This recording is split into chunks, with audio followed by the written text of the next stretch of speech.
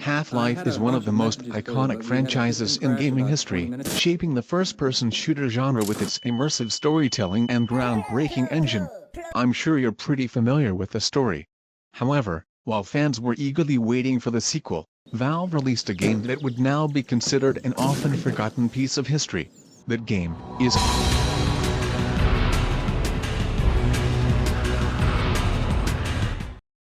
released in 2004. Codename Gordon was a 2D Flash fan game based on the Half-Life series. It was developed by a small German studio called Nuclear Vision Entertainment and published by Valve. It's actually a bit difficult to find information on the game nowadays, since the original studio closed its doors in 2008. Along with that, the game's Steam page also disappeared. And the way you can even play this game is by typing a command in your browser, then it will automatically be installed in your Steam library. But enough blabbering. Is this game even good? Should you go through the effort to play it? Well, let's find out. Hey, stop that! First, let's look at the base mechanics of this game. We can of course walk, jump, aim with our mouse, shoot with left click, throw grenades with the letter Q, and toggle our flashlight on or off. The first chapter is called The Docks, and we're given the crowbar right from the start. After battling our way through a few zombies, we'll come across Barney, injured and lying on the ground. As we approach him, he says, "Hey Gordon, it's me, Barney from Black Mesa. Don't take this the wrong way, but you're looking a little flat." Then you're given the option to skip the dialogue or reply to move along with the conversation. "This pistol's not doing me any good. Why don't you take it? There's at least one zombie out there in serious need of an ass kicking. You and me both thought at first I had something in my eye, but your old pals on the science team say it's something bigger than that. An entire dimension has gone missing. Takes some getting used to this 2D world, but you're a scientist. You'll figure it out.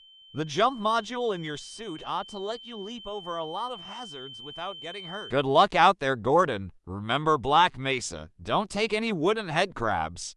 Right if you get work." After grabbing Barney's gun, the rest of the zombies in the chapter can be quickly taken care of, but just like that, we move along onto. And this is the first chapter where we catch a glimpse at Combine soldiers. They behave just like regular zombies, walking left and right, but if they see you, they will start shooting their guns and occasionally throw grenades at you. But you might be wondering, if this game was released before Half-Life 2, then how are Combines here? Well, the game was made using some elements of leaked Half-Life 2 media, such like the starting dock beach, and of course, the Combines. But anyway, we stumble across Eli and Alex Vance. Well, if it isn't Gordon Freeman. I guess you must have run into Barney, eh? Barney is wounded. Damn. I was relying on him to scrounge up all the rogue scientists he could find. Alex and I will have to bring him to safety. Oh, I don't believe I've introduced my daughter. Pleased to meet you, Dr. Freeman. I've heard so much about the Black Mesa incident. What was it really like to swap the specimen? Women.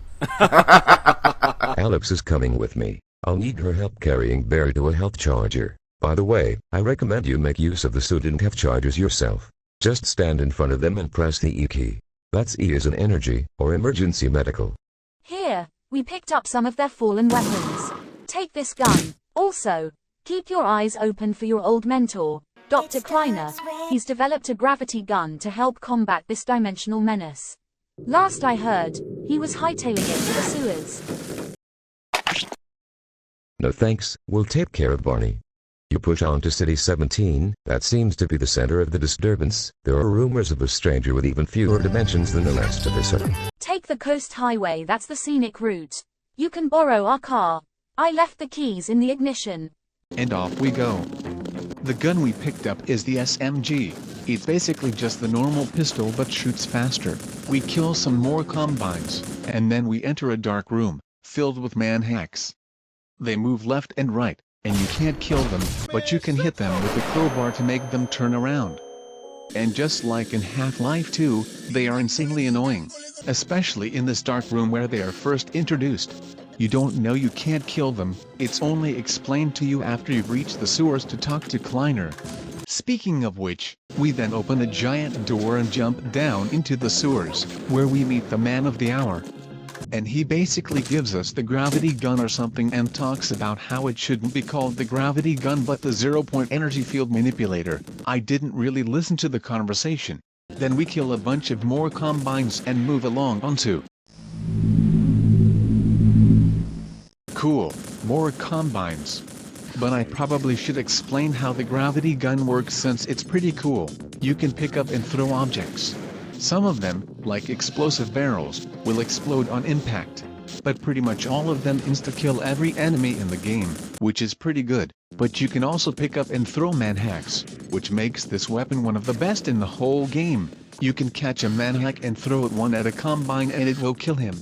But anyway, we make our way outside, and from there, it's all about running and shooting. The backgrounds in this section look pretty cool, adding some nice atmosphere to the action. But just like that, we reach the Jeep, and the chapter comes to an end. This chapter is the most unique chapter so far. Why? Because we're thrown in a literal boss fight where we have to fight a combine gunship in our Jeep. Half-Life games aren't usually the ones to make a lot of boss fights. There are maybe 2 or 3 in the whole series, and they are at the very end of the game.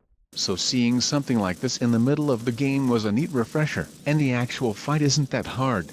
If anything, it stretches out a bit too much for my liking, but it's still cool. We have arrived at what I think is supposed to be Nova Prospect. It's like any other level, with lots of combines, sometimes zombies, but now we also have turrets. Turrets act like stationary combines. They don't move, but they will shoot you if you're in their line of sight.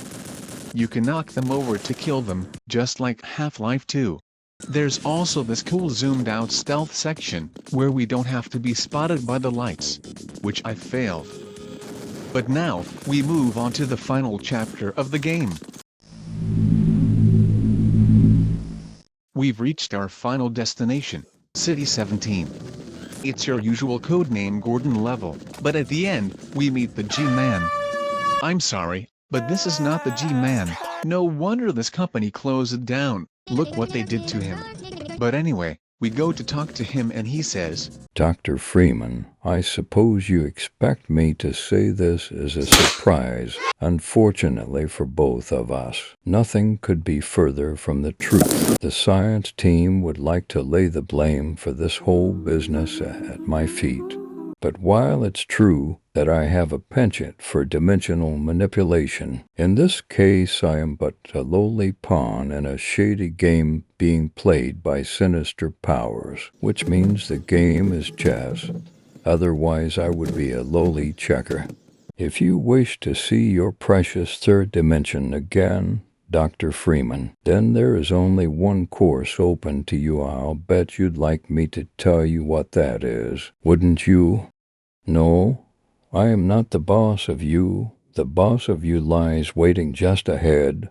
Defeat that boss, and you will learn the identity of those responsible for our current circumstances. If you still fail to comprehend, do not come crying to me.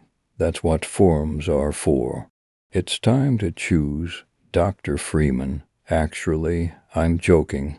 You have no choice. Now go, and if you fail, well, I've never been one-dimensional myself. What would be the point?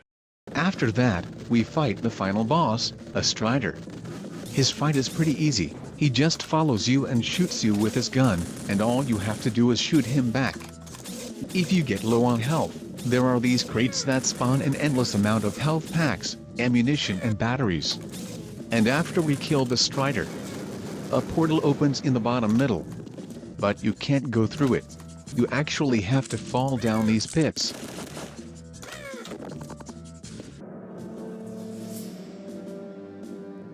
And that was Codename Gordon. But actually there's more. After you beat the main story, you unlock a new game mode called. Throughout the game, you might have noticed these birds that when you come close to them fly away. Well, This game mode is all about scaring them off to get the most points. You gain a point for every second all the birds are flying. You have 1 minute to rack up as many points as possible before the game ends. You can also submit your high score at the end, but since the developers shut down their website, the leaderboards are all broken. And that was Codename Gordon, a pretty cool but forgotten Half-Life game with nice mechanics and silly story.